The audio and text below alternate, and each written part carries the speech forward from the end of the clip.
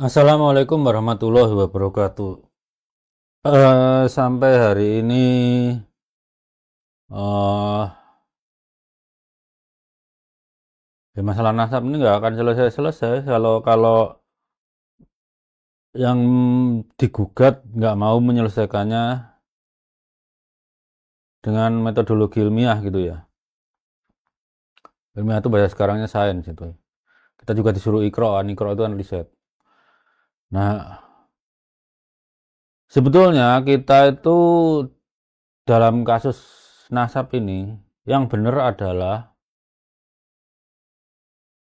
menolak klaim itu. Kita nggak perlu riset, saya sebetulnya nggak perlu menghitung jarak genetik segala macam itu, karena begini, dalam sains itu ada aturan bahwa seperti yang diucapkan Marcello Truzzi, seorang sains skeptisisme pada 1978, itu beliau berkata, extraordinary claims require extraordinary proof. Jadi klaim yang luar biasa itu menuntut bukti yang luar biasa. Itu kemudian diulang lagi oleh science communicator Dr. Carl Sagan tahun 1979. Beliau bilang bahwa extraordinary claims require extraordinary evidence. Sama kan, evidence dan proof.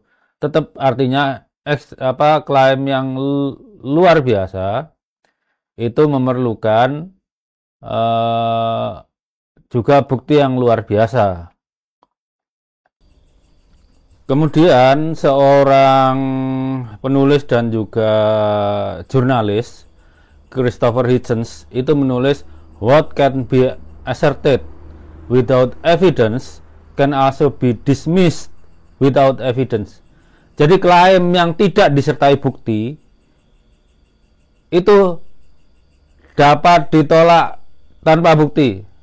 Jadi klaim Balawi tentang nasabnya itu karena nggak ada buktinya sesuai epistemologi ilmu sejarah dan epistemologi ilmu biologi, itu bisa ditolak, nggak perlu mikir buktinya, saya nggak perlu menghitung. Kemudian lebih awal lagi pada abad 19 itu salah satu mahaguru kimia ya, kimia dan fisika berarti ilmu alam, Pierre-Simon Laplace, itu pada tahun 1810 dan diulang lagi 1814, beliau itu bilang begini, the weight of evidence for an extraordinary claim must be proportional to its strangeness. Jadi bobot pembuktian dari klaim yang luar biasa itu harus proporsional dengan keanehannya.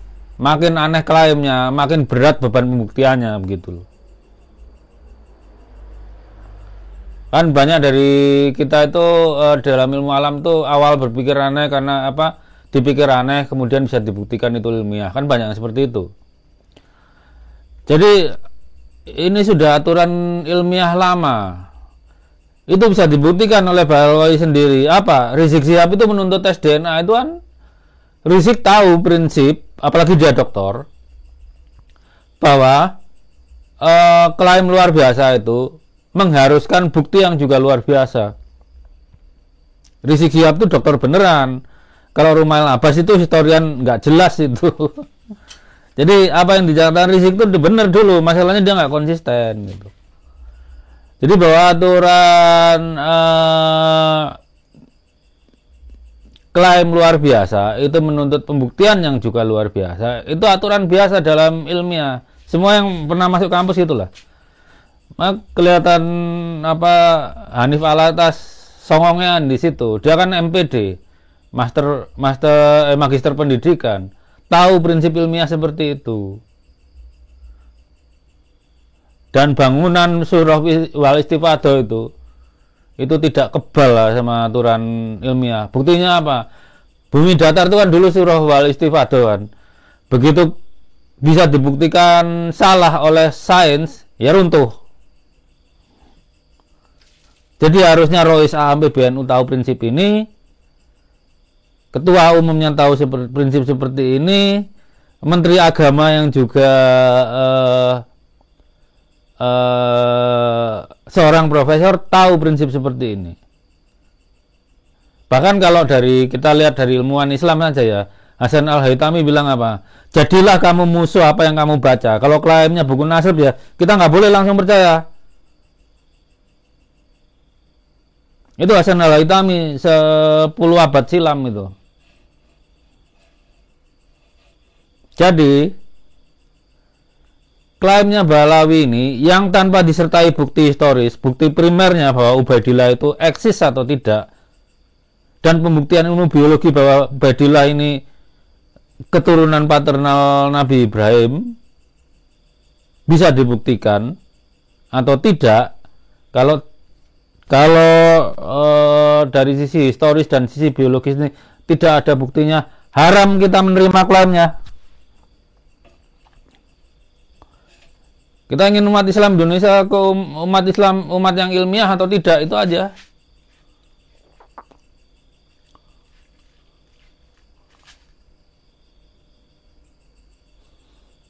Kalau masalah menteri agama, coba disuruh diminta ngajar filsafat ilmu, kemudian tanyakan tentang nasab Balawi ini. Intronya harus pakai mata kuliah filsafat ilmu. Beban pembuktian itu terletak pada yang mengklaim. Klaim yang luar biasa harus disertai dengan pembuktian luar biasa.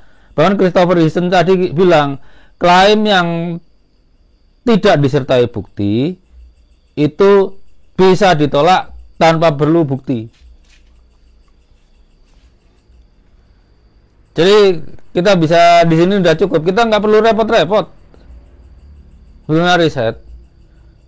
Klaim nasab Balawi itu tidak disertai dengan bukti memadai, dan secara ilmiah, secara nalar yang sehat, kita harus menolaknya. Tidak ada bukti primer yang membuktikan Ubaidillah itu ada. Tidak ada bukti yang membuktikan bahwa klan Balawi ini keturunan paternal Nabi Ibrahim. Jarak genetiknya dengan sesama Bani Adnan terlalu jauh, 14.000 tahun lebih. Jarak genetiknya dengan sesama Bani Ibrahim yang sama haplogrupnya. Dua-duanya dalam kasusnya sama haplogrupnya. Kita tidak perlu menengok apa haplogrupnya Nabi Muhammad, tapi cukup berkonsentrasi pada klaim haplogrup G ini. Jarak genetik Balawi yang haplogrup G dengan minoritas Bani Tamim yang haplogrup G ternyata 14.400 tahun yang lalu. Padahal Sayyid Anan itu cuma berjarak 21 generasi dengan Rasulullah. Kalau 21 generasi katakanlah rata-rata 40 tahun aja, berapa itu? Cuma 840 tahun. Berarti 600 tambah 800 kan berarti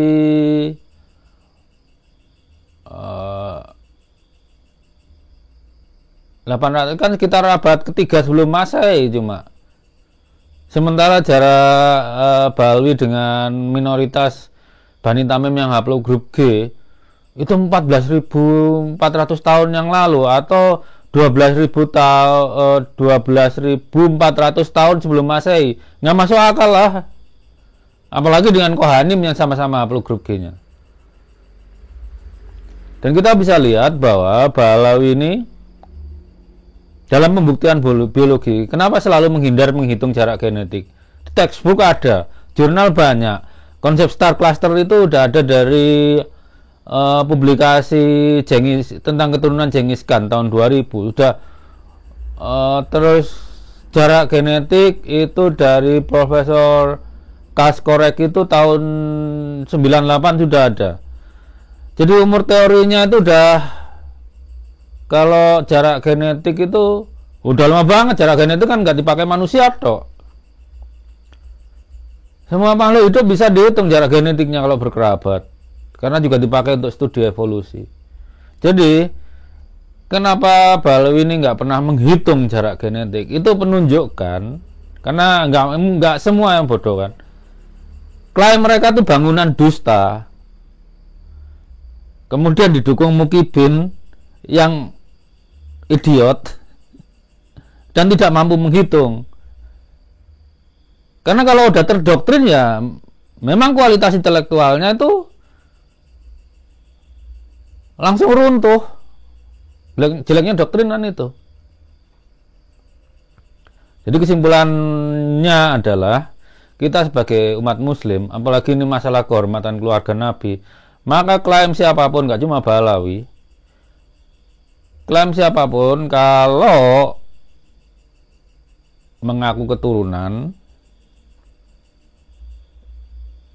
tanpa disertai bukti, padahal metodologi ilmiahnya ada, baik ilmu sejarah atau ilmu biologi, dan ilmu sejarah dan ilmu biologi, ya sudah kita tolak. Seperti kata Christopher Hitchens tadi,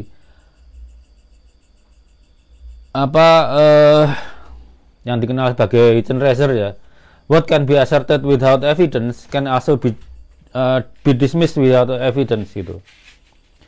Jadi apa yang diklaim tanpa bukti itu bisa ditolak juga dengan tanpa bukti. Gitu aja. Jadi seperti kalau Mas Rumail Abbas bilang masalah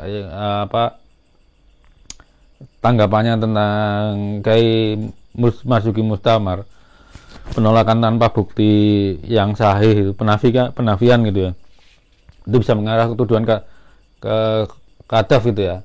Masalahnya bukan itu, bahwa yang diklaim itu tidak disertai bukti yang memadai. Itu standar ilmiah sekarang. Rumail Abbas itu lulus tahun abad 21 ini, ya pakai standar ilmiah sekarang.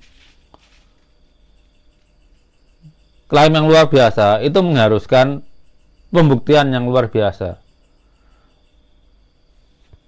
Itu aja teman-teman. Wassalamualaikum warahmatullahi wabarakatuh.